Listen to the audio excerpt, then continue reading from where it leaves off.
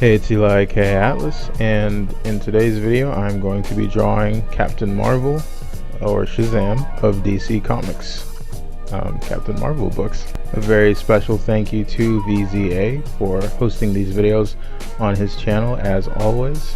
And if you guys haven't seen my previous video uploaded to his channel, please go check those out. Those were Domino from Deadpool movie. I did my rendition of her. I did a color video and a drawing video. And of course, if you like this video, make sure you comment, like, subscribe, and share. Now let's get right into it. So when I started this piece off, I knew that I wanted to do it in markers. So this one is kind of an interesting, I've never done this technique before. I kind of drew this one halfway traditionally and then did it the rest of the way digitally.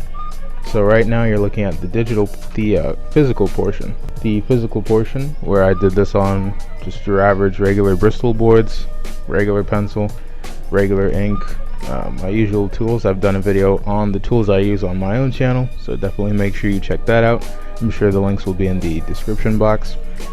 And for this one, I just wanted to get the sense of energy and the sense of movement. So I kind of started just with a curve straight across the page, and I built from that, because the most important thing here, even more than the anatomy, because I already kind of know how the body's supposed to work, but in this pose I really wanted just to capture that sense of him just screaming, just that raw sense of power. So fortunately I think I was able to nail that look.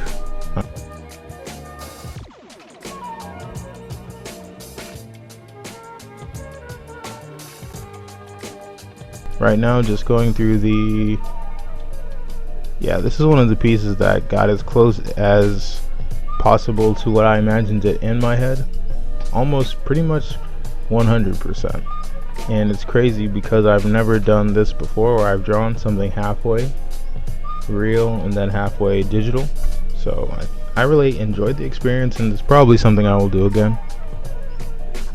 So right now we're just focusing on the face, because the face is very important.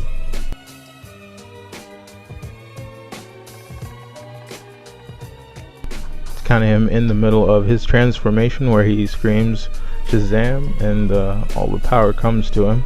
That was the idea behind this one. And because I was going to color this in marker, I kept the lines very simple. If you've seen my work, I usually do a lot of shading and stuff like that, which I ended up doing here once I inked it digitally.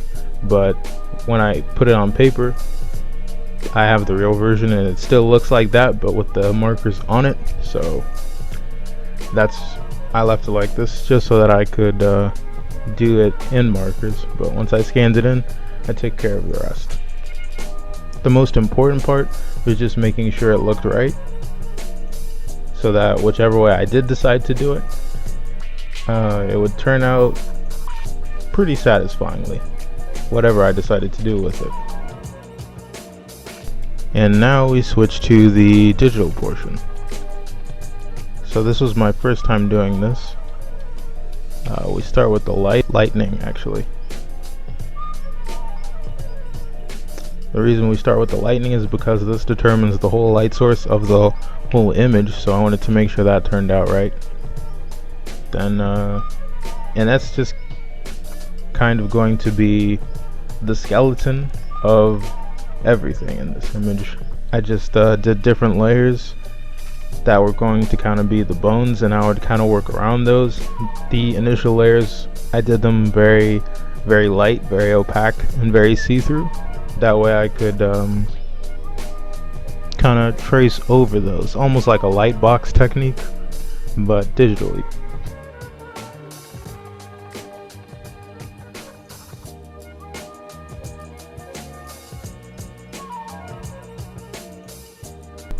Can tighten up some of the anatomy. And the way I imagine this happening is Captain Marvel gets hit, and then there's like a kind of a big explosion. So that's why I have the smoke at the bottom.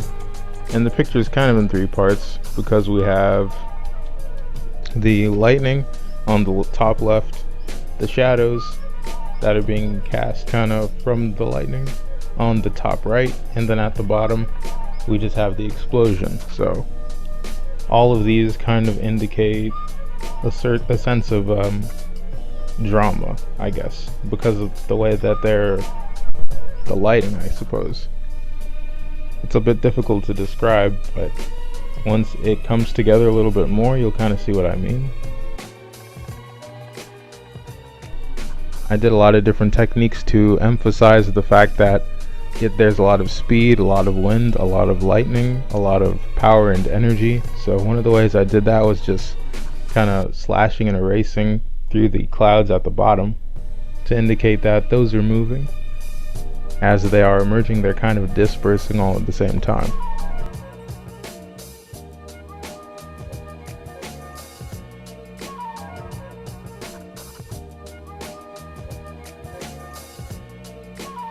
So the black in the background is really just a technique.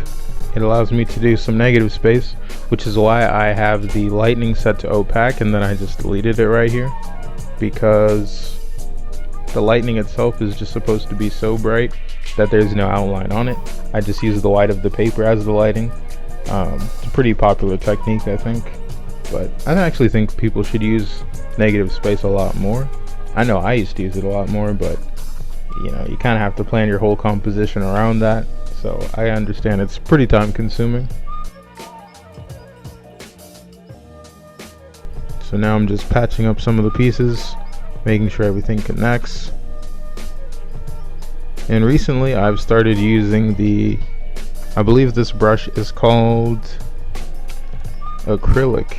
It's a brush and paint tool side. They probably have an equivalent in Photoshop, but it adds these very nice brush textures. So instead of me trying to have to cross hatch manually with the pen or something, I can just use that, fling it a bit across the edges of whatever I want, and it feathers the edges of it. It's very dope. It's something I'm going to be doing a lot now that I've kind of figured out how to do this digital inking thing and make it look pretty natural. Well, I think it looks natural. My first time trying it out, so. These little stripe things at the top I kind of wrestled with because I wasn't sure if those really even needed to be there, but it all kind of added to it. Now I start doing the shadows on his body on a different layer. Shadows will be pretty thick, but at the same time thin and kind of centered into one side because the lightning is hitting him from the top. So all the shadows are kind of being cast from the top down and isolated kind of right in the middle. That's how I would always describe this particular inking lighting technique. We're just centering the shadows. And it tends to give the drawings a very wet look. It's a bit difficult to describe. Guys like Kevin Nolan, Adam Hughes do this kind of thing a lot. Big fan of theirs. Of course they do it better, but I always like to emulate that look and that technique. And now I'm patching up the lightning. That turned out to be a bit trickier. You want the lightning to look like lightning.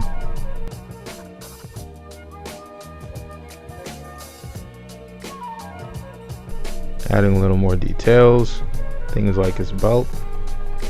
Honestly, I didn't know how I was going to approach his belt, but of course there were references, and I ended up doing kind of the same thing on the actual physical piece. But here I was playing with some different light sources and didn't have colors to rely on, so I kind of figured it out. It was pretty simple.